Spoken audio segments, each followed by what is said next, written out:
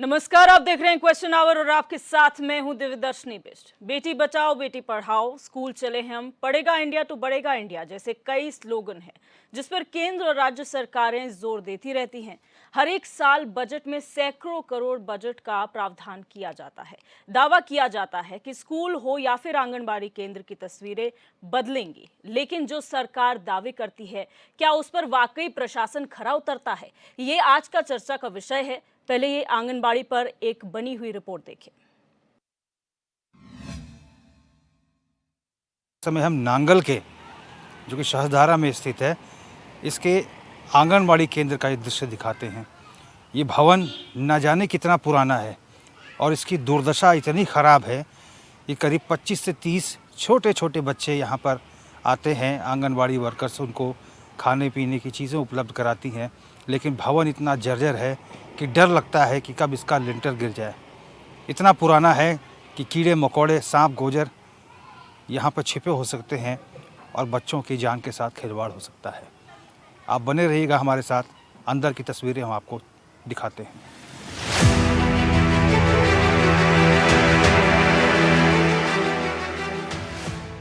उत्तराखंड सरकार के सर्व शिक्षा अभियान के तहत सब पढ़ें सब बढ़ें का नारा तो ठीक है, बच्चे स्कूल भी आते हैं, लेकिन जान हथेली पर रखकर। तो क्या सरकार और विभागीय अधिकारी किसी बड़े हादसे का इंतजार कर रहे हैं? तस्वीरें चमोली या फिर उत्तरकाशी की नहीं है। राजधानी देहरादून के सहस्त्रधारा इलाके के नांगल गांव में सालों पहले बने भवन में आंगनबाड़ी केंद्र चल रहा है, जो जर्जर है। इस समय हम देहरादून के सीमांत क्षेत्र सहस्त्रधारा में मौजूद है। नांगल गांव पड़ता है ये, और ये नांगल गांव का आंगनबाड़ी केंद्र है। और मेरे पीछे देख सकते हैं ये बच्चे आंगनबाड़ी केंद्र में हैं। ये तमाम बच्चे हैं और फिलहाल आप सोच रहे होंगे कि इस बरामदे में क्यों ये बैठे हुए हैं, लेकिन इसके पीछे का कारण बहुत ही जटिल है। मैडम है यहाँ पर, आंगनबाड़ी वर्कर हैं। मैम, क्या समस्या है, बच्चों को बाहर क्यों बैठाना पड़ रहा है? सर अंदर जो है हालत जो है जर्जर हो रखी है इसकी ना, ये कभी भी गिर सकता है, इसलिए हमने बाहर लगाए हैं बच्चों का। आइए आप दिखाते हैं कि क्या दिक्कत है यहाँ पे। सर ये पूरा लेंटर जो है ये गिरने को हो रहा है, ये कभी भी गिर सकता है, मतलब थोड़ा थोड़ा करके गिर ही रहा है, इसलिए हम लोगों ने बाहर लगाए। हमारे बच्चे यहीं बैठते थे, लेकिन ये कभी भी गिर सकता है, तो इसलिए हमने बाहर बरामदे में लगा रखे हैं। अच्छा, इसके अवशेष तो गिर रहे हैं। हाँ जी, अभी इतना सारी का ये गिरा तो उठाया है ये सारा ना, तो ये कभी भी गिर सकता है, इसलिए भाई बच्चों की सुरक्षा के लिए तो हमने फिर बाहर ही वो करा है। दीवारों पे भी दरार आ गई है। हाँ जी, दीवारों पे भी दरार है। कितना पुराना भवन है? काफ़ी टाइम पुराना है, पहले ये स्कूल था। शिक्षा क्षेत्र को राज्य सरकार ने प्राथमिकता बताते हुए कहा था कि इसके लिए बजट में करोड़ों रुपए का प्रावधान किया गया है। उम्मीद थी कि तस्वीरें तेजी से बदलेगी। राज्य के बाकी स्कूलों और आंगनबाड़ी केंद्रों की तस्वीरें कितनी बदली, यह जांच का विषय है। लेकिन ये पूरी तरह से सच है कि नांगल गांव में संचालित आंगनबाड़ी केंद्र की स्थिति इतनी जर्जर है कि किसी भी वक्त बड़ा हादसा हो सकता है। देखिए, हम तो सरकार से लगातार यही सवाल कर रहे हैं कि आखिर बच्चों की सुरक्षा की गारंटी कौन लेगा। आंगनबाड़ी केंद्रों की हालत ये है कि वहाँ पर जो है बच्चे जो है रह ही नहीं सकते, पढ़ ही नहीं सकते, जर्जर है, न साफ है न सफाई है। ऐसे ऐसे भवनों में आंगनबाड़ी केंद्र चले हैं जो कभी भी गिर सकते हैं। आपने देखा कि मुख्यमंत्री के विधानसभा क्षेत्र में पहले इस प्रकार की घटना हो चुकी है कि स्कूल में बाथरूम की छत गिर गई, वहाँ एक 8 वर्षीय बच्चे की मौत हो गई थी। तो कभी भी जो है बच्चों की जान के साथ कोई भी खिलवाड़ हो सकता है। आखिर सरकार समय रहते चेत क्यों नहीं रही है? और प्रदेश में आप देखिए, कमोबेश प्राथमिक स्कूलों को आप निरीक्षण कर लीजिए, जूनियर स्कूलों को आप निरीक्षण कर दीजिए, इंटर कॉलेज की बिल्डिंगों का आप पहाड़ों में जा करके निरीक्षण करें, सब जो है जर्जर और जीर्णशीर्ण हालात में हैं और उनके रखरखाव की भी समुचित व्यवस्था नहीं है।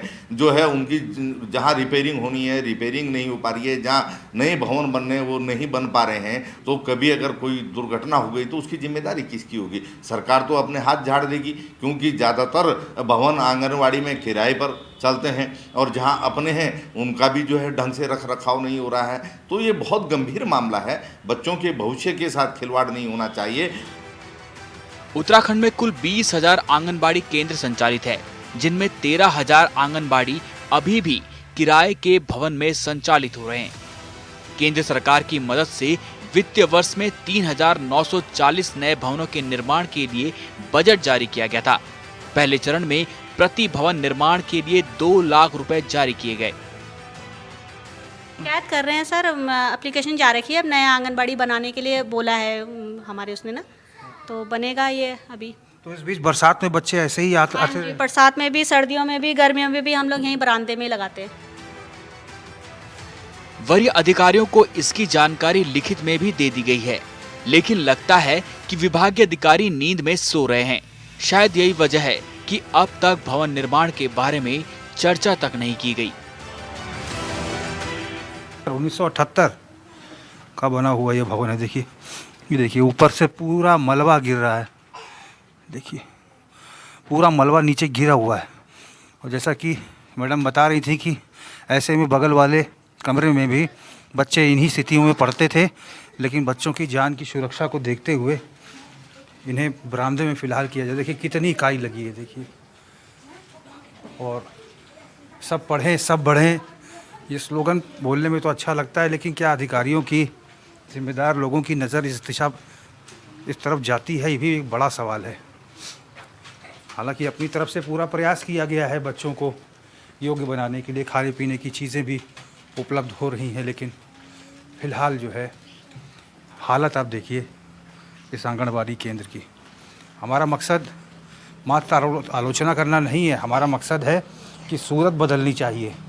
आखिर क्यों जिम्मेदार अफसरों की, जिम्मेदार जो जनप्रतिनिधि हैं उनकी नज़र इस पर नहीं पड़ती।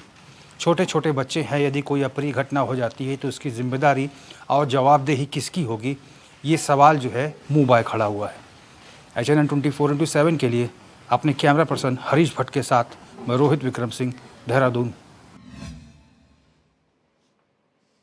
तो आज का यही मुद्दा है कि आखिर ये आंगन कितने सुरक्षित हैं, क्योंकि ये तस्वीर सिर्फ एक आंगनबाड़ी केंद्र की हमने आपको दिखाई है। ऐसे कई आंगनबाड़ी केंद्र हैं जो इस तरीके से किराए की बिल्डिंग्स में हैं या फिर पुरानी जर्जर हो चुकी बिल्डिंग्स में हैं, और कभी भी कोई बड़ा हादसा हो सकता है और जवाब मांगने की जरूरत है उन जनप्रतिनिधियों से, उन अधिकारियों से जो अभी भी इस पर मूक दर्शक बने बैठे हुए हैं। तमाम मेहमान इस चर्चा का हिस्सा बन चुके हैं, उनका इंट्रोडक्शन आपसे करा देते हैं। हमारे साथ नवीन पिरसाली जी बीजेपी प्रवक्ता जुड़ चुके हैं, आशीष नौटियाल जी कांग्रेस प्रवक्ता हैं, सुभाष झा जी वरिष्ठ पत्रकार हैं और तृप्ता शर्मा जी शिक्षाविद हमारे साथ जुड़ चुके हैं। आप सभी मेहमानों का इस चर्चा में स्वागत है। सबसे पहले नवीन पिरसाली जी, ये तस्वीरें आपने भी देखी, पूरा हालात आप जानते हैं, क्या कहेंगे? पहले तो शॉर्ट में आपका वक्तव्य जानना चाहूँगा।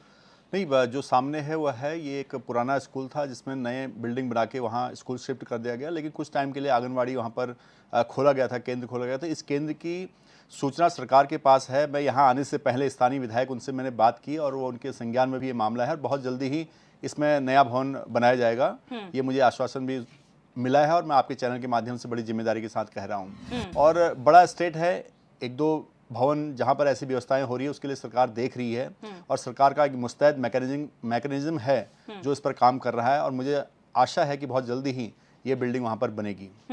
ठीक है, मैं सबसे पहले शॉर्ट में फाइनल मैं कमेंट ले लूंगी, माफ कीजिएगा, और फिर उसके बाद डिस्कशन की ओर जाएंगे। आशीष नौटियाल जी, ये आपके समय पर भी आंगनबाड़ी केंद्र संचालित होते थे, लेकिन जो ये तस्वीरें हैं वो आए दिन हमें देखने को मिलती, क्या कहेंगे? ये न्यू इंडिया है, जो आपने नारा सुना होगा, ये न्यू इंडिया है जिसमें इस तरह के भवन की तस्वीर आपने दिखाई। इस तरीके से G20 सम्मेलन अगर हमारे देश और राज्य के अंदर होते रहे तो हमारा नाम एक दिन बहुत रोशन हो जाएगा, हमें नई पहचान मिल जाएगी और इस तरह हमारे आंगनबाड़ी केंद्र चलते रहेंगे। हमारे लिए 1000, 2000, 10 लाख नहीं है सरकार के पास, पर वहां खर्च करने के लिए कई करोड़ है, क्योंकि वहां बात अलग होती है। वहां बात होती है देश के स्वाभिमान की, राज्य के दिखावे की, कि हमारा राज्य देखिए कितना तरक्की कर रहा है। हरे रंग के तिरपाल लगाकर आप लोग जगह के कूड़े को ढक देते हैं और ऐसे ही देखने वाले आपके जो चेकिंग करने वाले लोग हैं वो देखते हैं और वो आपको नंबर देते हैं कि 100 में से 100 नंबर सबसे साफ आप ही हैं। वो ये देखने की कोशिश नहीं करते कि उस पर्दे के पीछे कितनी गंदगी है। तो क्या हो रहा है मैडम हमारे देश में, और मैं आपके चैनल को बहुत धन्यवाद देना चाहूंगा। और आपका चैनल जिस तरह से ये दिखाने की हिम्मत कर रहा है, एक सत्ताधारी पार्टी जो तानाशाह पार्टी है, तब भी आपने उसके साथ सच दिखाने की हिम्मत करी, ये बहुत बड़ी बात है मैडम, कि आपके चैनल का बहुत बहुत धन्यवाद। और मैं आपसे निवेदन करूंगा इसी प्रकार से जो गलतियां हो, मैं ये गलती आज मेरे बच्चे आंगनबाड़ी में नहीं पढ़ रहे हैं, मैं नहीं पढ़ रहा हूं, लेकिन जिसके बच्चे पढ़ रहे हो हमारे राज्य के बच्चे हैं, क्या हम यही सुविधा देंगे और इसी तरह न्यू इंडिया बनेगा? आप देखिए किस तरह हाल है, किस तरह दया आती है, ये आज किसी को भी बोल देते, शायद कोई भी व्यापारी उस स्कूल को गोद ले लेता। अगर नहीं है सरकार की औकात, सरकार नहीं कर सकती, सरकार फेल है, ना आपको पेंशन देने के लिए आप पे पैसा, ना किसी चीज के लिए, और विदेशों में जा जाके ढोंग कर रहे हैं आप लोग कि हम यहाँ व्यापार ला रहे हैं। इस तरह व्यापार आएगा? तो ये सिर्फ दिखावे के लोग हैं, इन्हें दिखावा करने के अलावा कुछ नहीं आता।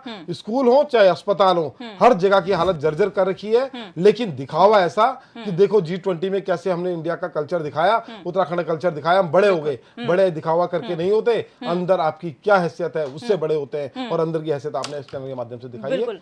आशीष नौटियाल जी, हम लोग ने हमेशा एक ब्रिज के तौर पर काम करा है जनता और सरकार के बीच में। हिम्मत की बात नहीं है, बात यह है कि बात पहुंचनी चाहिए, सही जगह पे पहुंचनी चाहिए। सुभाष झा जी, आपके पास आऊंगी। ऐसी तस्वीरें एक नहीं, ये आंगनबाड़ी केंद्र, हमने सरकारी स्कूलों की भी हालत देखी है, जहां पर जो सरकारी फंडेड होते हैं वहां पर अधिकारियों की अनदेखी की वजह से ऐसी तस्वीरें क्यों होती है, जबकि ये तो बहुत बेस्ट होने चाहिए।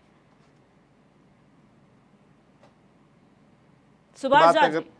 हेलो, आवाज जा रही क्या? जी जी जी। अगर सिर्फ अधिकारियों की बात करें तो ये बात बेमानी होगी, इसलिए कि जब हर आदमी इनके घर घर चौकीदार हैं और सारे लोग चौकीदार हैं, तो आखिर ये चौकीदार क्या कर रहे हैं? कांग्रेस को तो जनता ने सजा दिया, लेकिन ये लोग जो यहाँ इनके वार्ड हैं, यहाँ इनके ग्राम पंचायत के प्रधान होंगे, अगर ग्राम पंचायत है तो यहाँ इनके स्थानीय नेता होंगे, छोटे कार्यकर्ता होंगे, आखिर ये सारी चीजें कहाँ चली जाती हैं? और ये सारे दबाव जो बेटी पढ़ाओ, बच्चे पढ़ाओ, हम पढ़ेंगे, आगे बढ़ेंगे, तमाम नारे, ये तमाम नारे ये एक आईना है। और ये आईना सिर्फ देहरादून का एक ही इंस्टीट्यूशन का नहीं है, मैं ऐसे दसियों जानता हूँ, और कहेंगी तो मैं फोटो भेज दूंगा आपके भाजपा के नवीन जी को, ठीक है ना। सवाल ये उठता है कि इसके प्रति सरकार गंभीर कतई नहीं है। सरकार ने ये मान लिया है कि ये बजट जो आते हैं, ये तमाम प्रकाशन जो आते हैं किताबों के, वो बच्चों में किताबें बांट देनी है, और खाना का एक पूरा जो शेड्यूल बना हुआ है, जो खाना में कौन से लोग खाना सप्लाई करेंगे, खिचड़ी कौन सप्लाई करेगा, चावल कौन सप्लाई करेगा, अनाज कौन सप्लाई, ये पूरा ताना बाना बुना हुआ है। इससे कोई फर्क नहीं पड़ता कि बच्चे वहाँ पढ़ते हैं या बच्चे नहीं पढ़ते हैं, इससे कोई फर्क नहीं पड़ता स्कूल में शिक्षक कितने हैं, कहाँ हैं। ये जितना ये आंगनबाड़ी केंद्र से लेकर के यहाँ के प्राइमरी शिक्षा की भी हालत देख लीजिए, यहाँ के माध्यमिक शिक्षा की भी हालत देख लीजिए। अभी आज की खबर छपी थी कि DAV में एक दीवार गिर गया बाहर आके, उसमें एक बहन की मौत हो गई, भाई अभी घायल है। तो सवाल ये उठता है कि हम जहाँ कहते हैं कि देहरादून शिक्षा का हब है, एक तरफ आप सोचिए कि यहाँ बड़े बड़े इंस्टीट्यूशन है, आखिर वो आदमी जो धरातल पर है, वो आदमी जिसकी इनकम नहीं है, वो आदमी जो पढ़ाई पर 10 रुपए भी खर्च नहीं कर सकता, वो उस आदमी के लिए जाने की जगह के लिए सरकार क्या कर रही है, ये अहम सवाल है, और इस पे नवीन जी जवाब देंगे। बिल्कुल। और हमारे साथ DK पाल जी, आम आदमी पार्टी के प्रवक्ता, भी जुड़ चुके हैं। सर, बहुत स्वागत है आपका इस चर्चा में। आपके पास भी आऊंगी, लेकिन उससे पहले तृप्ता शर्मा जी, शिक्षाविद के तौर पर ये जो अनियमितताएं हैं, आंगनबाड़ी केंद्र हो चाहे शिक्षा के सेंटर्स हो, उनकी ऐसी तस्वीर आप क्यों मानती हैं? क्या वजह है इसके पीछे की? नहीं, इसके लिए हमारे अधिकारी या हम लोगों को स्वयं भी, बहुत आम आदमी को भी, जैसे आपके चैनल ने इस मुद्दे को उठाया है, उनको जागरूक होना बहुत ज़रूरी है। क्योंकि ऐसा नहीं है कि बजट की कोई कमी रहती है, बजट रहता है। हाँ, जो शिक्षा में मेरे को तो आंगनबाड़ी की जो आज की आपकी ये रिपोर्ट्स देख रही हूँ, तो उसमें बड़ा दुख हुआ। और देहरादून के DAV कॉलेज का सुबह का हादसे का पढ़ने के बाद में काफ़ी धक्का लगा कि हमें, यदि हम किसी इंसान की जीवन की कीमत को नहीं जानेंगे, और शिक्षा का तो हमारा अधिकार है, तो हमें शिक्षा के अधिकार में, मैं समझती हूँ यदि नई शिक्षा नीति जो अब आ रही है उसके अनुसार आंगनबाड़ी भी हमारे प्राइमरी स्कूल्स में ही अटैच हो जाएंगे, तो मैं समझती हूँ कि शायद ये दुर्दशा जो है वो थोड़ा उसमें लगाम कसेगी और सुधार आएगा। बाकी ये है कि बजट बहुत होता है, लेकिन ठीक है, नहीं अब वो आज के प्रिंसिपल सर का ही स्टेटमेंट था कि उन्होंने बहुत, मतलब कितने सालों से वो, क्योंकि विभागों का कोऑर्डिनेशन बहुत इंपॉर्टेंट रहता है जो नहीं हो पाता, एंड दैट इज वो बजट भी हमारा लैप्स हो जाता है, और उसका खामियाजा जो हमारे आंगनबाड़ी में छोटे छोटे बच्चे आते हैं उनको ही, या किसी के भी जीवन के लिए, बच्चे तो शिक्षा का अधिकार जब लागू हो गया है तो उसकी तो गाइडलाइंस ही ऐसी है कि आपको पूरा उसके मानक पूरे करने हैं। यदि आपके मानक पूरे नहीं हैं तो वो चलना ही नहीं चाहिए। मेरे अनुसार इस समय तुरंत उसको खाली कर कर किसी आप किराए के भवन में उसको शिफ्ट कर दें फिलहाल के लिए, जब तक वो उसका पूरा रेनोवेशन या कहीं और नया कंस्ट्रक्शन होता है, या प्राइमरी स्कूल के किसी जो नियरेस्ट प्राइमरी स्कूल है उसके लिए ये व्यवस्था है कि नियरेस्ट प्राइमरी स्कूल है उसमें उसको शिफ्ट कर दिया जाए। और आगे हमारी नई शिक्षा नीति लागू होएगी तो वैसे भी आंगनवाड़ी वहीं शिफ्ट हो जाएंगे। डीके पाल जी, पहले शॉर्ट में आपसे वक्तव्य लूंगी, फिर चर्चा में आगे बढ़ूंगी। आप क्या कहेंगे, तस्वीरें जो दिखा रहे हैं एक आंगनबाड़ी केंद्र की तस्वीरें, लेकिन इस तरीके की सरकारों द्वारा संचालित जो ऑर्गेनाइजेशंस हैं वो क्यों भेंट चढ़ जाती हैं प्रशासन की अनदेखी के? धन्यवाद। पहले तो सभी साथियों को नमस्कार। देखिए, मैं आपको बड़ी ईमानदारी से इस बात को रखना चाहूँगा और सुनने की मादा सरकार के लोगों को भी ज़रूरी है। जर्जर हालत आंगनबाड़ी की किसी केंद्र की नहीं है, ये राज्य की अर्थव्यवस्था, शिक्षा व्यवस्था, स्वास्थ्य व्यवस्था, जितने भी इनके तंत्र आज की डेट में हैं, रोजगार व्यवस्था में ए से लेके जेड तक जितनी भी बात आपसे इनके बारे में बताऊं वो उतना कम है। ये पूरे सिस्टम का इनका जो एक तरह से इंटरनल मामला है वो पूरा जर्जर है। हम जहां देश शिक्षा की लिए कई राज्य बड़ी मजबूती से कदम उठा करके और मिनिमम जो आंगनबाड़ी का हो, चाहे संविदा के माध्यम से वाला हो, चाहे तमाम कोई भी नौकरी करने वाला हमारा अध्यापक हो या कोई भी हो, चाहे वो पट्टा लेवल पर उसकी एक तरह से हमने उसको आयुक्त किया हो संविदा के माध्यम से किसी और के माध्यम से कम 2 राज्यों में तो ऐसी स्थिति है कि वहां 18,000 न्यूनतम, यानी कम से कम 18,000 रुपए की तनख्वाह आंगनबाड़ी हो, चाहे आशा कतरी हो, चाहे जो भी अन्य रिसोर्सेज के माध्यम से ठेकेदारी प्रथा के माध्यम से नौकरी कर रहे हैं, कम से कम उसकी तनख्वाह जो है 18,000 रुपये होनी चाहिए। ये स्थिति उत्तराखंड में बिल्कुल कतई किसी भी प्रकार से नहीं है। आप स्थिति देख लीजिए स्कूलों की जर्जर किस प्रकार से हो रहे। अरे मैं तो ये कह रहा हूं कि सरकार का इंटरनल सिस्टम, हम 90,000 करोड़ से भी ज्यादा के कर्जदार बन चुके हैं, हमारा सारा सिस्टम जर्जर है और उसकी जिम्मेदारी भी नहीं लेते हैं लोग। बिल्कुल ये भी नहीं कहते कि हाँ हमारी सरकार में हमारे रहते हुए, हमारे मंत्री के रहते हुए, हमारे विधायक के रहते हुए, मेरे प्रधान के रहते हुए, जैसे ये आदरणीय मिश्रा जी कह रहे थे कि प्रधान, ये तमाम लोग वहां पर मौजूद रहते हैं उसके आसपास में, जिनके माध्यम से ये केंद्र चलते हैं। आशा कतरी के हो, चाहे हमारे आंगनबाड़ी के हो, चाहे हमारे और दूसरे हमारे जो भी जुड़े हुए हैं हमसे सरकार से, जो सरकारों की योजनाओं को चला रहे हैं, सरकार के सिस्टम को, यानी कि सरकार की उस योजनाओं को चला रहे हैं जो प्रधानमंत्री जी अपने मुंह से बोलते हैं कि हम आंगनबाड़ी की बहनों को सक्षम बनाएंगे, मजबूत बनाएंगे, हम पढ़ेंगे और पढ़ाएंगे, बेटी पढ़ाओ बेटी बचाओ, तमाम चीजें निकल के आती है। और स्कूल की हालत और आंगनबाड़ी केंद्र की हालत ये जर्जर नजर आती है।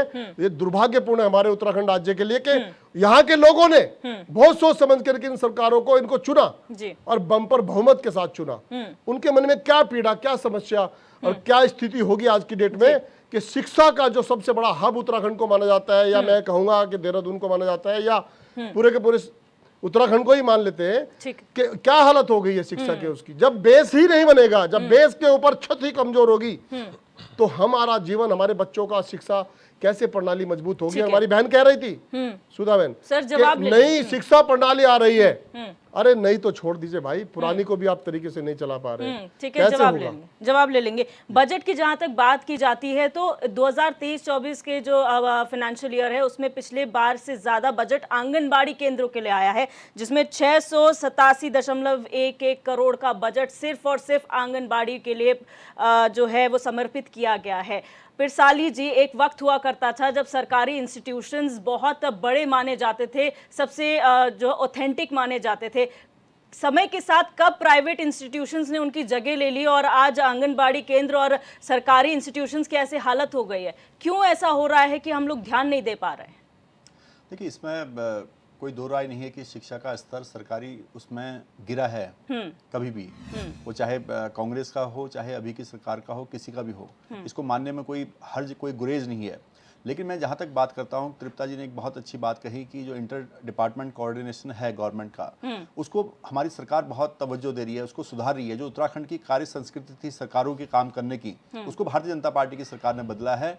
और यहाँ पर वो शिक्षा के क्षेत्र में, चाहे आप अभी आपने कहा बजट बढ़ाने का काम हो, जब बजट बढ़ेगा तभी आगे काम होगा, ये एक रात में सारी चीजें चेंज नहीं होंगी। लेकिन माननीय मुख्यमंत्री जी के साथ पूरी कैबिनेट और पूरे सरकार पूरा लाव लश्कर इस काम में लगा कि उत्तराखंड की शिक्षा व्यवस्था को कैसे सुधारा जाए। आपने देखा कि पीएम श्री योजना भी यहाँ पर आई है, 142 स्कूलों को की सौगात अभी दी है, 3 सुभाष चंद्र बोस आवासीय विद्यालय की सौगात उत्तराखंड को मिली है।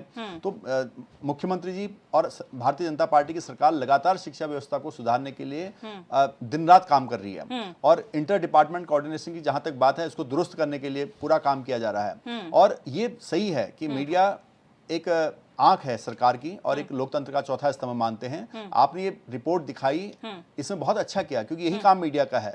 जो सरकार तक बात नहीं पहुंच पाती या बीच में कहीं रह जाती है, ऊपर तक बात नहीं पहुंचती है, उस बात को सीधे पहुंचाने का माध्यम मीडिया है। तो आज जो ये रिपोर्ट आई है, इसका संज्ञान जरूर लिया जाएगा और हम हर तौर पर सकारात्मक सोच के साथ आगे बढ़ने के लिए हैं, क्योंकि हम सबका ध्येय, चाहे पक्ष हो विपक्ष हो, चाहे कोई इसमें सामाजिक क्षेत्र के कार्यकर्ता हो या पब्लिक हो, सबका उद्देश्य है कि हमारा उत्तराखंड इस देश के सर्वश्रेष्ठ राज्यों में की श्रेणी में आए। इस ओर सरकार पूरी तरह से ध्यान दे रही है। बिल्कुल पिरसाली जी, लेकिन एक वक्त हुआ करता था जब हम कहते थे जो ब्यूरोक्रेसी है वो सब के सब जो है सरकारी स्कूलों से पढ़े हुए हैं, हमारे पेरेंट्स भी सरकारी स्कूलों से पढ़े हुए हैं, और आज की डेट ये है कि प्राइवेट स्कूल्स को ज़्यादा तवज्जो दी जाती है। हमारा बड़ा सवाल ये था कि क्या अधिकारी अपने कार्यालय छोड़ के ऐसे जर्जर भवन में बैठ सकते हैं? अगर उनका भवन जर्जर होगा तो क्या वो वहाँ पर बैठेंगे? और अगर जवाब नहीं में है तो फिर वो इतने छोटे बच्चों को ऐसे जर्जर भवन में बैठकर कैसे देख सकते हैं इतने समय के बावजूद भी? मैंने कहा ना कि अभी स्कूल शिफ्ट करके दूसरे स्कूल में बच्चे वहां पर भेजे गए थे, लेकिन ये कहाँ चूक हुई कि ये छोटे बच्चे यहाँ बैठा दिए, उस पर भी संज्ञान लिया जाएगा कि किसकी गलती कहाँ पर रही कि छोटे बच्चों को यहाँ पर बैठाया गया है। जब ये स्कूल बिल्कुल जर्जर हालत में था, उसको पुराना घोषित कर दिया गया, वहाँ पर यूज करने के लायक नहीं था, तो फिर ये चूक कहाँ पर हुई इसको भी देखा जाएगा और इसको देखा जाएगा, और जो दोषी होंगे उनके खिलाफ कार्रवाई तो होनी चाहिए, क्योंकि कहीं पर भी कोई नेग्लिजेंस जो है बर्दाश्त करने योग्य नहीं है। यही सरकार का काम भी है। ठीक है, डीके पाल जी आऊंगे आपके पास, लेकिन आशीष नौटियाल जी, आप लोग विपक्ष में हैं, लेकिन विपक्ष का मतलब ये नहीं होता कि आप लोग सिर्फ जो है वो एक तरीके से क्रिटिसाइज करते रहेंगे, क्योंकि आप लोगों की सरकारें भी रही हैं और ये हालात जो हैं 1-2 साल के नहीं, 6 साल के नहीं, ये ऑन गोइंग प्रोसेस रहा है। तो ऐसा क्यों होता है कि जब आप लोग सरकारों में होते उस वक्त कुछ नहीं कर पाते, विपक्ष में आके फिर आप लोगों को सवाल उठाने पड़ते हैं कि ऐसा नहीं हुआ, वैसा नहीं हुआ? देखिए मैडम, जितना बुरा हाल अब इस समय है, जब से भाजपा सरकार है, कितने स्कूल बंद हो गए, आप पर रोज रिपोर्टें आती है, इतने हजार स्कूल बंद कर दिए। तो ये सब भाजपा के शासन काल में हो रहा है, हमारे शासन काल में तो नहीं स्कूल बंद हुए। और आज जो जर्जर हालत है तो एक दिन की तो है नहीं, ये 5-7-10 साल लगे ही होंगे इसे होने में। और आप बातें तो अच्छा, हमने अगर गलती करी तो जनता ने हमें सजा दी, हमने गलती करी है, जनता ने हमें सत्ता से बाहर कर दिया। हम आपकी गलती तो सुधार रहे हैं। आप क्या सुधार रहे हैं? ये मतलब लाखों करोड़ रुपए राज्य का पैसा बर्बाद करके आप लोग क्या सुधार रहे हैं? नौटियाल जी, आपने इतनी गलतियां की हैं। बेटी बचाओ बेटी पढ़ाओ, किससे बचाओ? आप जैसे दरिंदों से बचाओ। आप समझते नहीं, आप राज्य के अंदर क्या हल करेगा? आपने स्कूलों का हाल देखिए, आप सुधारने का काम किया, ज्यादा ऊंची आवाज में, ये बहुत गंभीर विषय है, बड़ी बात नहीं है, ये गंभीर विषय है, ये गंभीर विषय है। आवाज नीचे करके बात करें, ज्यादा अच्छा रहेगा। आराम से, यहाँ पीछे हाई करके नहीं होगा, ये गंभीर विषय है। ये कांग्रेस ऐसे उदाहरण दे दूंगा जहाँ पर आपने भवन बना दिए, लेकिन उन पर काम नहीं हुआ, बच्चे वहां से शिफ्ट करने पड़े। आप इतने झूठ आपने प्रदेश में विकास का पूरा सिस्टम बिगाड़ के रखा है, पूरा बिगाड़ के रखा है। सही सड़कों, ये गंभीर विषय है, गंभीर विषय है, स्कूल का विषय गंभीर विषय है। यहाँ पर चिल्लाने से काम नहीं होगा, हमारे चिल्लाने से क्या नहीं होगा? यहाँ पर सकारात्मक सोच के साथ आइए, और कोई नहीं समझा सकता। सकारात्मक सोच के आप साथ वो है जो घर का शराब सोच पहुंचाने का काम करते हैं। हमने आपकी जो घर का शराब नीति थी उसको रोकने का काम किया। हरीश रावत की दैनिक नीति बोलूंगा फिर क्या करोगे? ये शिक्षा का विषय है, इसमें शराब मत लाइए। शिक्षा के विषय में शराब मत लाइए, शिक्षा के विषय में शराब मत लाइए, शिक्षा के विषय में शराब मत लाइए। फिर मैं दैनिक खोलूंगा यहाँ कहाँ छोड़ा आपने? ठीक है, किसको शांत छोड़ा हो जाइए, आपने? शांत हो महिलाओं जाइए। पर अत्याचार ठीक करते ठीक हैं है, आप आप लोग। दोनों आपके मुद्दे पे भाषा आइए। बोलने से कुछ आशीष नहीं जी जाते, मुद्दे पे अत्याचार आइए, नहीं होगा। आशीष जी आप मुद्दे पे आइए, अरे प्लीज कितना मुद्दे पे आप आइए, इसको लूटोगे यार? मुद्दे कितना पे आप आइए, लूटोगे? मुद्दे पे आइए, शर्म नहीं आती मुद्दे आपको पे इस आइए। स्कूल को देख के? एक उसके भी बाद भी बात- आप उस पार्टी ठीक की है, सिफारिश एक कर मिनट, रहे हैं। आरोप जिस प्रत्यारोप पार्टी हो में गया हो ऐसा तो आप अपनी कोई बात भी पूरी धर्म करें। के, आप आरोप पार्टी की प्रत्यारोप सिफारिश कर हो रहे गया हैं। तो कोई फायदा इंसानियत नहीं है। बात नाम की पे कोई आइए। चीज़ होनी कोई चाहिए। फायदा नहीं इसका। नवीन भाई, इंसानियत भी कोई चीज होती है। यही मैं बोल रहा हूँ, गलत यही मैं बोल रहा हूँ। मैंने गलत कहा ना, गलत लेकिन पक्ष क्या बोला? लेकिन सबको मिलकर सरकारें हम लोग इंसानियत आप के साथ सरकारी साथ तारीफ कर रहे हैं। सुन आप लीजिए, नकारात्मक सुन सोच लीजिए। के साथ आपकी आशीष जी, सरकार ही आपकी आशीष सोच जी, ही नकारात्मक आपकी रहती है। जब सरकार आपकी दोषी सोच है। नकारात्मक आप है, 2 क्या लाख होगा? रुपए देंगे क्या वोट करोगे आप बनाने के लिए? एक मिनट, 2 लाख में आशीष नाले जी, नहीं बन पा जब जनता ने रहे। सजा दे दी है, झूठ बोलते हैं तो आप। आपकी गलतियों को हम क्यों कर रहे हैं? आपने खुद स्वीकारा, आपने खुद स्वीकारा कि जनता ने आपको सजा दी है। ठीक है, ठीक है। आपने यहाँ गलतियां की, उस क्या गलतियों को हम हो गया? सुधार रहे हैं। अगर मैं बोलने पर आऊंगा तो आप सवाल कान के मेरा- पर्दे फट जाएंगे सवाल पटियाली। मेरा- मैं बहुत ऊंची आवाज में बोल सकता हूँ, हर चीज लेकिन का- मैं आपको एक ठीक है, समझाने की आप कोशिश दोनों- कर रहा ठीक है, हूँ आप दोनों शांत हो कि जाइए, आपको एक मिनट, समझना एक होगा मिनट, कि आपकी एक मिनट, गलतियों शांत हो का जाइए। सजा ये प्रदेश आप भुगत लोग- रहा है। आशीष जी एक मिनट, आशीष जी एक मिनट, सवाल मेरा था, आप लोग आपस में क्यों पहुंच जाते हैं? आप लोग आरोप प्रत्यारोप पे पहुंच जाते हैं। सवाल तो मेरा था। और दूसरी बात यह है, आरोप प्रत्यारोप किस चीज का? इंसानियत के साथ साथ पॉलिसी मेकिंग मेन चीज है जिस पर सरकार चलती है, इंसानियत के साथ साथ। डीके पाल जी, मैडम, किताबें नहीं दे पा रहे हैं ठीक है, स्कूलों में। तो आप आवाज उठाइए, लेकिन अपने समय की भी बात कीजिए। ठीक है, ठीक है, किताबें नहीं दे रही हैं। ठीक है, किताबें सड़कों आप पर आओ, देखिए, ठीक है, किताबें ठीक नहीं है, दे रहे हैं। पर कार्यकर्ता है तुम्हारे पास। अखबार में आया, ठीक है, उसमें हमारा छपा हुआ ठीक है, आप शांत हो जाइए। और भी आपको मत- ठीक है, आप बात- सजा याफ्ता है। इस प्रदेश की बर्बादी के लिए जिम्मेदार कांग्रेस है। इस प्रदेश को पूरी तरह से बर्बादी के लिए जिम्मेदार हो तुम। तुमने गलतियां की, उसको हम ठीक कर रहे हैं, हमारी सरकार ठीक कर रही पिरसाली है। जी और पिरसाली आशीष जी, जी, आप लोगों ने अपना जवाब दे दिया। धैर्य डीके पाल रखिए, जी, पिरसाली जी, डीके आप पाल भी। जी, मेरे सवाल का जवाब दीजिए। आप जब लोग भारी भरकम- एजुकेशन पॉलिसी जो दिल्ली में चल रही है उसका बहुत बखान करते हैं। आप लोग यहाँ पर उत्तराखंड में उसके लिए आवाज क्यों नहीं उठा पा रहे? दिल्ली में आप लोगों ने स्कूल बढ़िया बना दिए, यहाँ की आप जिक्र नहीं करते। देखिए दिव्यदर्शनी जी, जी, बहुत गंभीर विषय है और सरकार के नुमाइंदों को सबसे पहले बहुत धैर्य रख करके इन बातों को सुनने की आवश्यकता है। बात ये नहीं है कि हम 90,000 करोड़ या 1 लाख करोड़ के कर्जदार हो गए। बात ये भी नहीं है कि हमारे राज्य की शिक्षा व्यवस्था बिल्कुल धूमिल होती जा रही है। कितने स्कूल बंद हुए हैं 20 सालों में, 22 सालों में। आप दोनों की सरकारें थी, दोनों जिम्मेदार हैं। लेकिन भारतीय जनता पार्टी ज्यादा इसलिए जिम्मेदार है, जब भी भारतीय जनता पार्टी सरकार में आई है, इन्होंने स्कूल बंद करने के साथ साथ शिक्षा की व्यवस्था पर पूरी गंभीरता से ध्यान नहीं दिया। आप गंभीर विषय की बात तो करते हैं, गंभीर विषय पर आप दूसरे को आप नोक तो करते हैं, उसको डराने का काम तो करते हैं, लेकिन आप गंभीरता से शिक्षा विभाग की ओर ध्यान नहीं देते। मैं पूछना चाहता हूं पिरसाली जी आपसे, क्या इस जर्जर हालत को देख करके टीवी चैनल को तो आपने बधाई दे दी है, हम भी देते हैं, वो बार बार उत्तराखंड की आवाज उठाने का काम कर रहे हैं। क्या आप शिक्षा व्यवस्था के उससे जुड़े हुए विभाग को, ब्लॉक में जो अधिकारी बैठते हैं या उससे जिले में अधिकारी बैठते हैं या प्रदेश के अधिकारी बैठते हैं या आपके मंत्री, शिक्षा मंत्री, इस पर कुछ अपने आप को समर्पित करने की आवश्यकता समझते हैं? कहना चाहते हैं आकर के, आगे आकर के हमारी जिम्मेदारी थी, हम फेल हो गए, इसलिए हम पद को अपने त्याग पत्र देते हैं। क्या आप मंत्री जी कहेंगे? छोटी सी बात बड़ी बन जाती है, जब छत नीचे गिर जाती है, बच्चे हताहत हो जाते हैं, भगवान न करे ऐसा हो, तो कौन जिम्मेदारी लेगा? कौन गंभीरता से लेगा इस बात को? आप समझिए, जहां आपने 15 साल क्या किया दिल्ली के अंदर, एमसीडी के अंदर, कैसी जर्जर व्यवस्था बना दी। हम ठीक कर रहे हैं आपकी व्यवस्था को, आप धन्यवाद करिए हमारा, और गंभीरता से लीजिए इस बात को कि किस हालत में उत्तराखंड के ये स्कूल जर्जर होते जा रहे हैं। दिव्या जी, एक स्कूल नहीं है, इनके विभाग क्या कल से छानबीन करेंगे कि कितने स्कूल में जर्जर हालत हो गई है, और कुछ हताहत ना हो जाए, कुछ छत नीचे ना आ जाए, बच्चों पर ना गिर जाए, क्या उसके लिए अभियान चलाएंगे? जरा जवाब दीजिए आप मुझे इस बात का।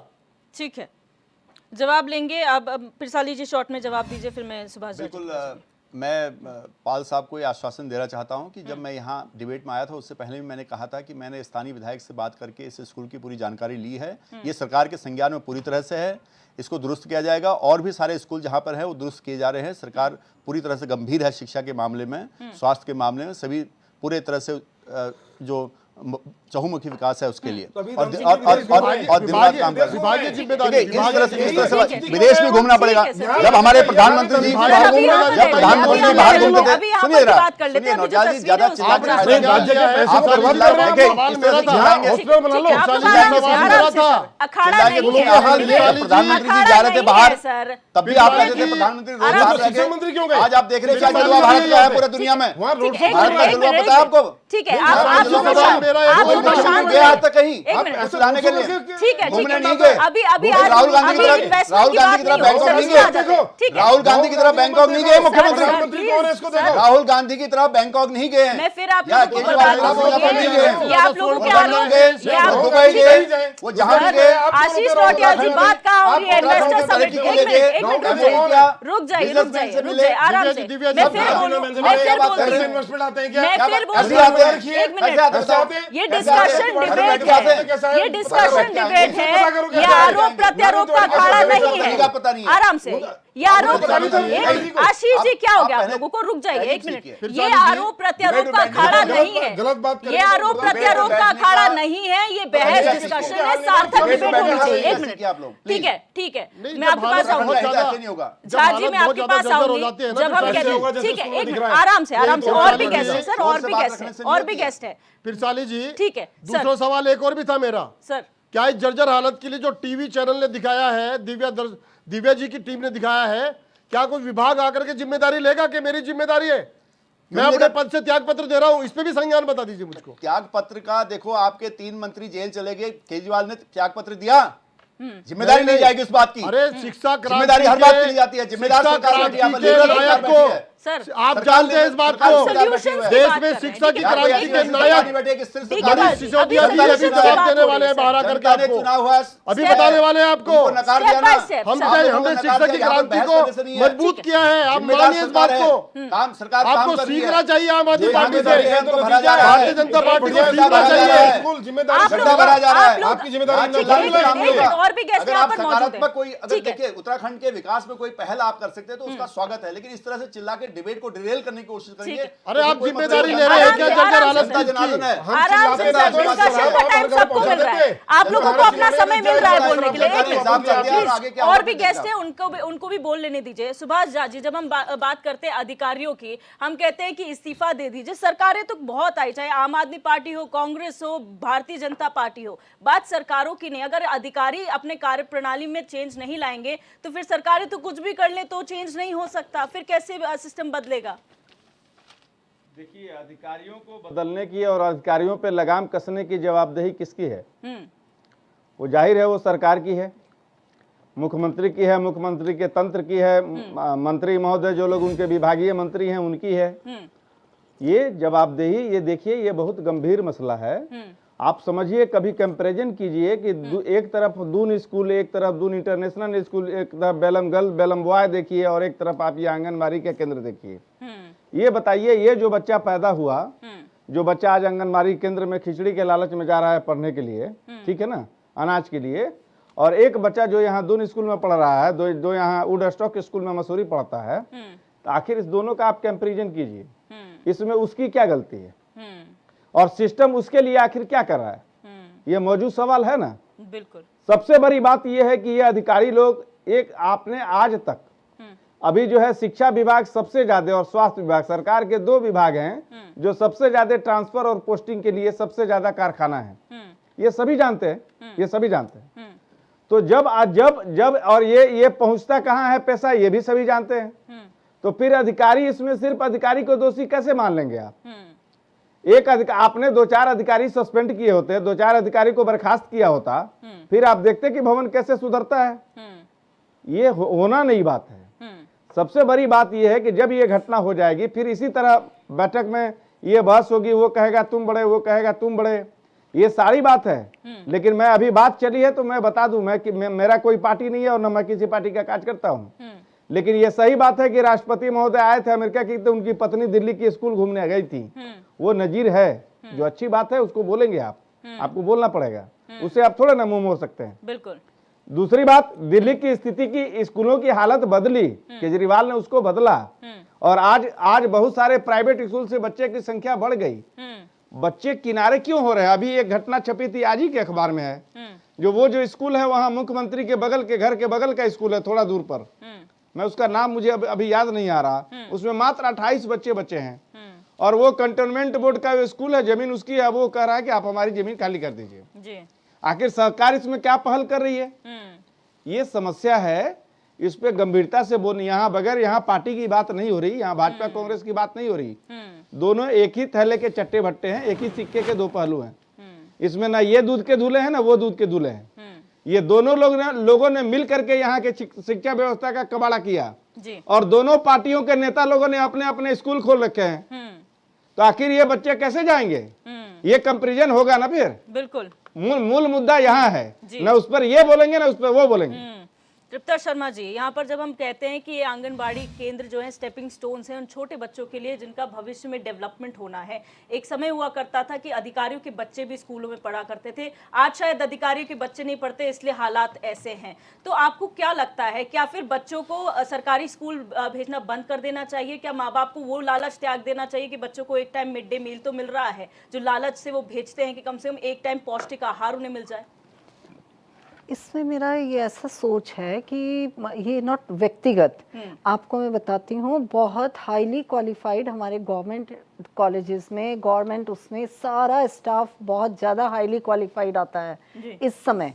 पहले का टाइम अलग था, लेकिन तब हमारे पास ऐसा बजट भी नहीं आता था, लेकिन शिक्षा व्यवस्था बहुत ज़्यादा दुरुस्त थी, और जितने जो बजट आता है उसमें हमारा उसका परसेंटेज भी फिक्स रहता है, हर साल आता है कि ये आपको हल्का बहुत छोटा बहुत ही रिनोवेशन करनी है तो उसके लिए 5,000 रुपये सालाना आते हैं, 10,000 रुपये हो गए, 15,000 रुपये हो गए, तो हम थोड़ा बहुत ही उसको आगे कर सकते हैं। लेकिन जैसे लिंटर वगैरह है तो सब रिपोर्ट्स भी जाती हैं कि ये इसकी व्यवस्था में क्या है, लिंटर की स्थिति क्या है, कमरे कितने हैं, दरवाजे कितने हैं, टॉयलेट क्या है।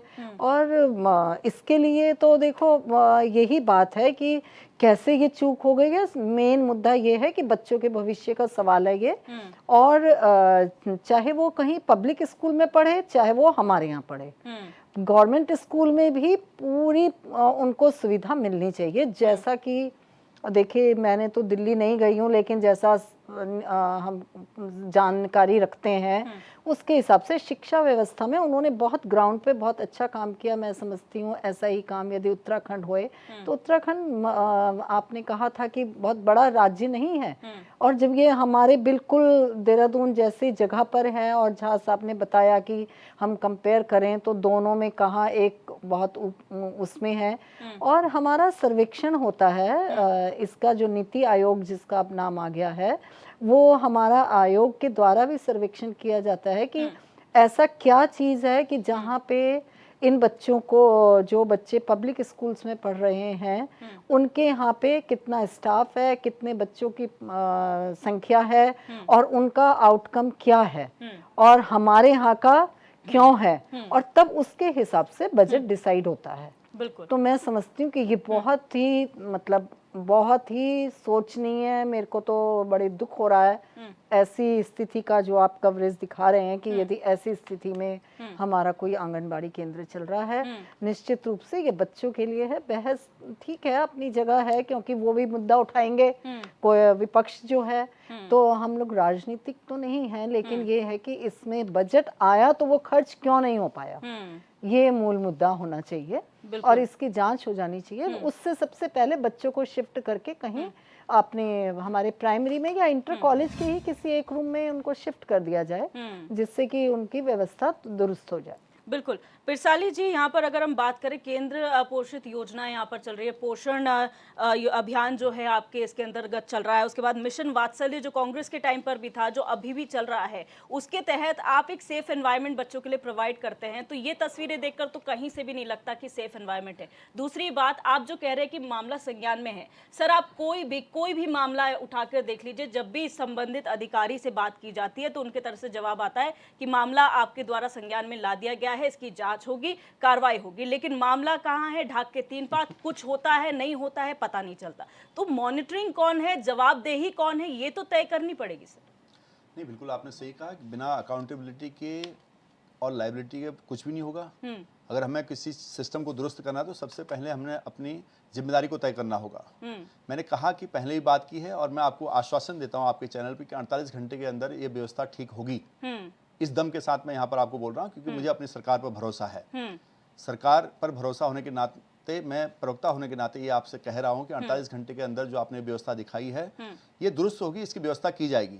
और चूक कहाँ पर हुई, क्योंकि मैंने कहा कि ये पुराना स्कूल था, नया स्कूल बन गया, बच्चे शिफ्ट हो गए, लेकिन पुराने स्कूल में छोटे बच्चे किसने डाले, इसकी भी जांच होगी और आपके सामने आएगी रिपोर्ट और मैं आपको हम इसलिए बार बार बोलते हैं पिरसाली जी क्योंकि पहले भी कई ऐसे मामले आ चुके हैं और हम ये कहते हैं कि जो अधिकारी होते हैं वो सरकार का आईना होते हैं। सरकार कितना काम करती है वो अधिकारी बता देते हैं, क्योंकि अगर अधिकारी पलीता लगाएंगे, बिल्कुल ऑन पॉइंट नहीं होंगे तो सरकार के किए हुए कामों पर जैसे कि सवाल उठ रहे हैं वो उठते रहेंगे। तो कहीं ना कहीं बट्टा बिटाने का काम जो अधिकारी ही करते हैं और वो ही करते आए हैं। तो आपको नहीं लगता कि अधिकारियों पे एक्शन होना चाहिए? जांच अपनी जगह है। नहीं, बिल्कुल आप सही बोल रहे हैं। अधिकारी नपेंगे, अधिकारी अगर नहीं नपेंगे तो सरकार के साख पर सीधे सवाल उठता है और ऐसे अधिकारियों को जो अपनी जिम्मेदारी नहीं लेते हैं और छोटे बच्चों की जो इतनी जिम्मेदारी को नहीं समझ पा रहे हैं उन पर एक्शन जरूर लिया जाएगा। बिल्कुल, ये मैं आपको आश्वासन देता हूं। ठीक है, आश्वासन आपने दिया है। आशीष नौटियाल जी, बिना आरोप प्रत्यारोप किए एक बात बताइए, आप लोग विपक्ष में हैं, आप लोगों की सरकारें रही हैं, आरोप प्रत्यारोप अपनी जगह है, लेकिन क्या जब आप इतने मुद्दे उठाते हैं तो क्या आप लोगों को उन क्षेत्रों का दौरा, आप लोगों के भी विधायक हैं, 11 विधायक आप लोगों के भी हैं, तो उसके अलावा क्या है? देखिए मैडम, हम जरूर इस चीज के लिए आगे रहते हैं और हम मुद्दे तो उठाते हैं। विपक्ष और करता क्या है, हर मुद्दों को उठाने का विपक्ष करता है, लेकिन सरकार क्या सोचती है, पहले सरकारी प्राथमिकता क्या है। सरकार, अगर आप खुद सोचें, आंगनबाड़ी इन बच्चों का भविष्य सुधारा जाए कि पहले नया संसद भवन बनाया जाए, पहले तीसरी विधानसभा बनाई जाए। उत्तराखंड में तीसरी विधानसभा बनने की तैयारी हम लोग कर रहे हैं। बड़े बड़े स्टैच्यू बनाए जाए। देखो, अगर विकास करना है मैडम, विकास ऐसे होगा, बच्चों को पढ़ा के विकास नहीं हो रहा है। भाजपा बच्चों को पढ़ा के विकास नहीं करेगी, भाजपा विकास करेगी। नया संसद भवन बना, विदेशों ने देखा कितना बड़ा बना दिया। अब तीसरी विधानसभा बनेगी यहाँ पे, वो हाँ, विधानसभा तीसरी जरूरी है, पता है, दूसरी पहला यहाँ है, दूसरी गैरसैंण, तीसरी बनने वाली है, बहुत जरूरी है। बड़े बड़े स्टैच्यू बनाने से बहुत फायदा होता है, क्योंकि बनाया जाता है, करोड़ों खर्चा होता है, उसके बाद उसका क्या हो वो तो वक्त बताएगा। बड़े बड़े स्टैच्यू बनाने से बड़ा नाम सम्मान बढ़ता है हम लोगों का। G20 की बैठक हुई तो उत्तराखंड का इतना नाम हो गया, कोई उत्तराखंड जानता ही नहीं था, पर विश्व पटल पर उत्तराखंड का नाम भाजपा ने करा, तो ये काम इन लोगों ने किया। इन चीजों की जरूरत ज्यादा इनको लगती है, इनको स्कूल की जरूरत नहीं है मैडम। क्या करेंगे बच्चे पढ़ के, कि रोजगार तो मिलना ही नहीं है, भाजपा ने तय कर रखा हमें रोजगार देना ही नहीं है, और बिजनेस बच्चा कर नहीं सकता। बिजनेस के मैडम इतने बुरे हाल है, कल को मुझे किसी का फोन आया, 25,000 रुपए लगभग का माल वो जा रहा था लेके अपनी गाड़ी में, और वो बिल अपने घर भूल गया। उसकी गाड़ी को सेल टैक्स वाले पकड़ के ले जाते हैं, वो बेचारा रोता है। उसने नया नया काम शुरू किया, 1,00,000 2 लाख कर्जा लेके काम शुरू किया, और बिल घर में छूट गया गलती से, क्योंकि अकाउंटेंट नहीं है, खुद ही बिल काटेगा, खुद ही ले जाएगा, खुद ही माल भरेगा। तो 25,000 तो उसने मैडम उस पर पेनल्टी एक लगाया, उस पर माल का पूरा, और 20,000 पेनल्टी उस बेचारे से 45,000 रखवा लिए इन्होंने। कानून के तहत, हाँ कानून, अरे गरीब आदमी को नहीं करना चाहिए बिजनेस, कानून यही तो कहता है। देखो, बड़ा आदमी जब बिजनेस करता है तो बड़ा आदमी, देखिए आप किसी का आदमी नहीं है। अच्छा चलिए, आप मुझे बताइए, जब हम गरीब आदमी कांग्रेस का ही गरीब उसने रेल नहीं काटा होगा, हाँ बहुत बेईमान था वो, अभी बिजनेस की बात नहीं हो रही है, अभी बिजनेस की बात नहीं हो रही, अभी बिजनेस की बात नहीं हो रही। देखो, बड़े आदमी तो बच जाएंगे पर छोटा आदमी नहीं बच पाएगा। टॉपिक पे आ जाते हैं, टॉपिक पे आ जाते हैं। आशीष जी का बिजनेस करता है, आपने उसका बिल नहीं काटा होगा, वो पकड़ा जाएगा। ठीक है, करोड़ों रुपए के घोटाले जो चल रहे हैं, चलिए आप मुझे एक बात बताइए गरीब आशीष आदमी जी, का यही होना चाहिए। वन नेशन वन आइडेंटिटी, आपकी मानसिकता बहुत वन अच्छी है। नेशन वन आइडेंटिटी, जवाब नहीं बनने चाहिए, ये बहुत खतरनाक चीज है। आशीष जी सब बनना चाहिए। G20 मेरे छोटे से सवाल का जवाब, नियम है, ये तो नियम है चालन करना, ये तो नियम ही है चालन करना। गरीब आदमी का कोई सुनने वाला नहीं है। आशीष जी, मैं आपसे सवाल कर रही हूँ, आशीष जी, एक छोटे से सुनने वाला, आशीष जी, मेरे एक छोटे से सवाल का जवाब दीजिए, क्या आप इस बात का समर्थन करते हैं? हर गरीब आदमी आशीष जी, अमीर आदमी आपके माल है, अमीर आदमी आपका प्रावधान है,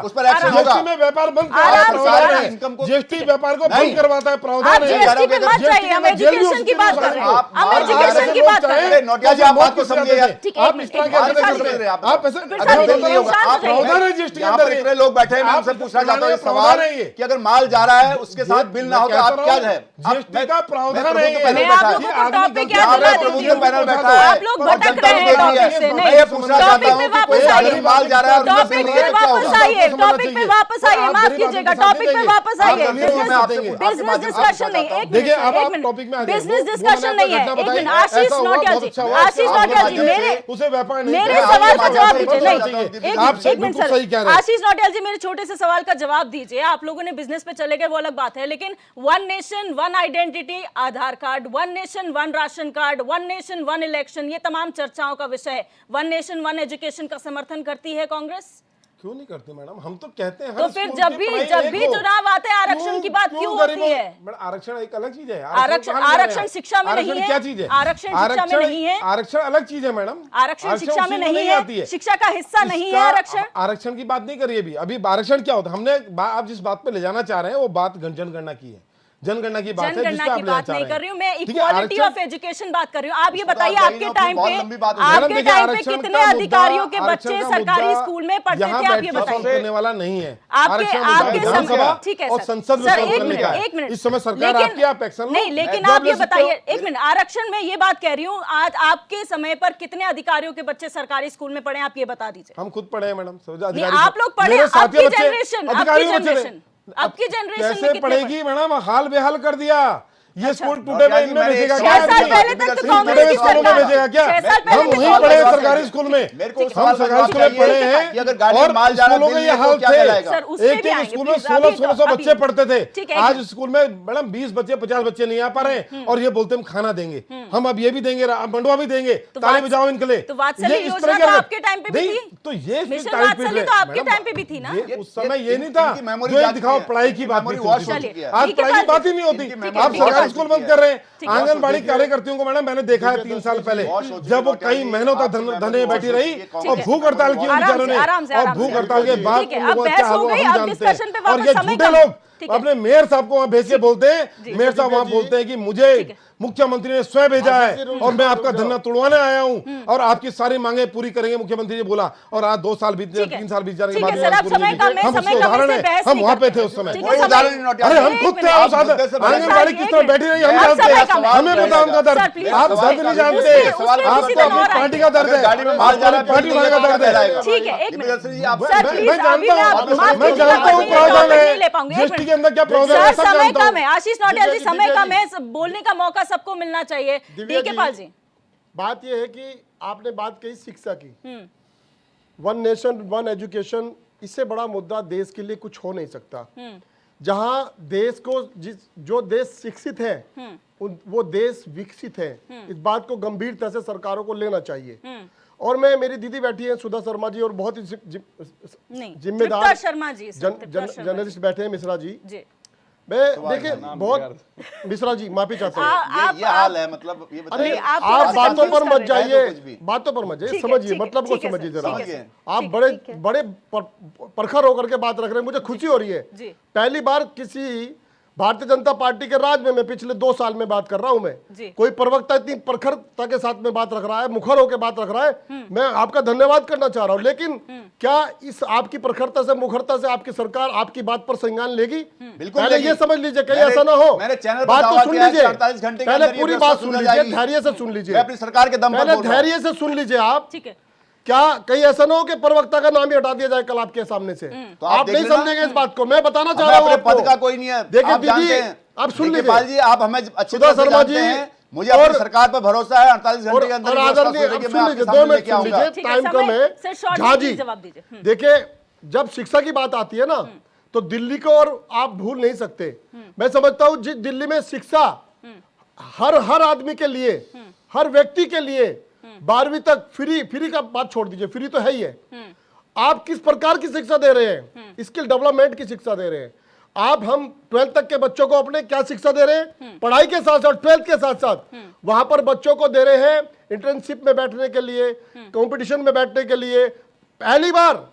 पहली बार जब हमने ये कार्यक्रम चलाया, मनीष सिसोदिया जी ने, जो जेल में है तानाशाही के कारण से, उन्होंने कार्यक्रम चलाया स्किल डेवलपमेंट और तैयारी के लिए। एनडीए में, एसएससी में इतने सारे बच्चों ने क्वालिफाई किया है, आपको बधाई देनी चाहिए आम आदमी पार्टी को कि वो गरीब बच्चों के लिए, प्राइमरी स्कूलों में पढ़ने वाले बच्चों के लिए इतनी महत्वपूर्ण तरीके से स्टैंड ले रहे हैं। अरे भाई, मैं ये नहीं कह रहा हूं, आप अच्छी बात है, उत्तराखंड में भी शिक्षा का अगर उत्थान होगा और वो आगे बढ़ेगी तो भाई हमें क्या प्रॉब्लम है कुछ उसके बारे में अच्छा बोलने में। और आप अच्छा बोल रहे हैं, अपनी सरकार को भी अच्छा करने की नियत से आप बात रखिए, अपनी बात वहां पर। आप ये भी बताइए कि क्या छोटे कर्मचारी जो जिम्मेदार है, जो रिपोर्ट देते हैं अधिकारी को, और अधिकारी देता है मंत्री को, और मंत्री दे रहा है मुख्यमंत्री को, आखिर इन चारों में कौन कोऑर्डिनेशन का काम कर रहा है? कौन कर रहा है उनकी देखरेख? जिसको हम कहते हैं कि भाई कोई भी रिपोर्ट देने वाला व्यक्ति होगा, और अगर वो नहीं कर रहे तो आप सस्पेंड करिए कर्मचारी को भी, अधिकारी को भी, और जरूरत पड़ती है तो मंत्री को भी सस्पेंड करिए। इतनी हिम्मत तो दिखाइए ना आप अपनी सरकार। आपकी बात से पूरी तरह। ठीक है, मैं अब समय की कमी है, मैं और फाइनल कमेंट की ओर जाऊंगी। सुभाष जी आपसे शुरू करूंगी, शॉर्ट में फाइनल कमेंट सर। नवीन जी, मैं 1.5 मिनट है ना मेरे लिए सर, शॉर्ट में प्लीज, समय की मेरे पास मेरा भी कमी है। टाइम ले लीजिए। ना ना ना ना, आप लोगों के लिए बोलने के लिए कुछ नहीं है, आप ही ले लो टाइम सारा। देखिए, मूल मुद्दा ये है कि दोनों पार्टी के लोग यहाँ हैं, ये भी आप भी यहाँ है। आप लोग सबसे पहले इस दिशा में पहल करिए कि जो भी अधिकारी होंगे उनका बच्चा जो है सरकारी स्कूल में पढ़ेगा।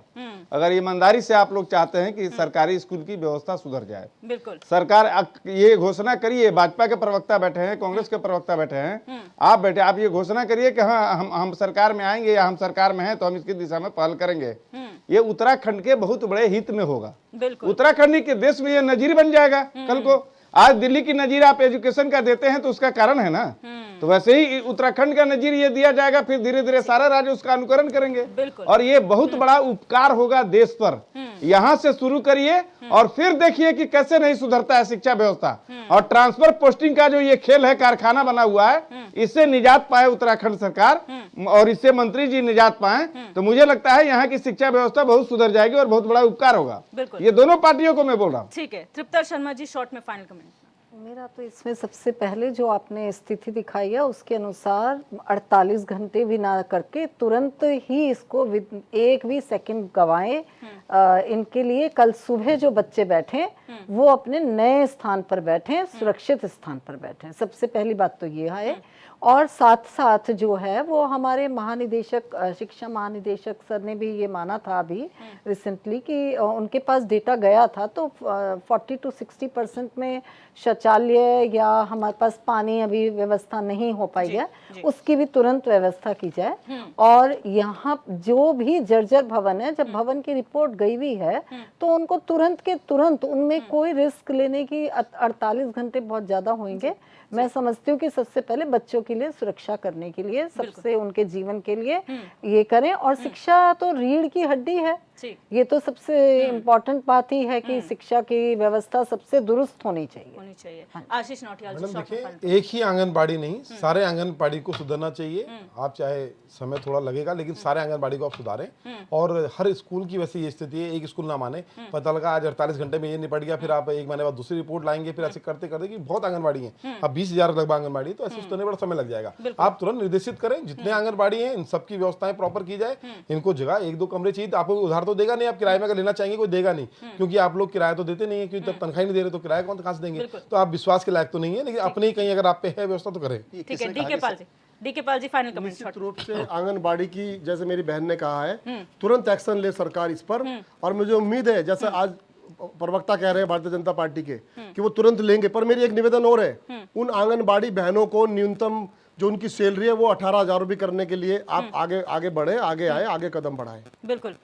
नवीन पिरसाली जी, क्या आश्वासन आप यहाँ से देंगे फाइनल कमेंट के तौर पर? देखिए, मैंने कहा था कि 48 घंटे के अंदर व्यवस्था सुधरेगी, क्योंकि अगले 3-4 दिन छुट्टियां चल रही हैं, उससे पहले हम इसको सुधारने की पूरी कोशिश करेंगे।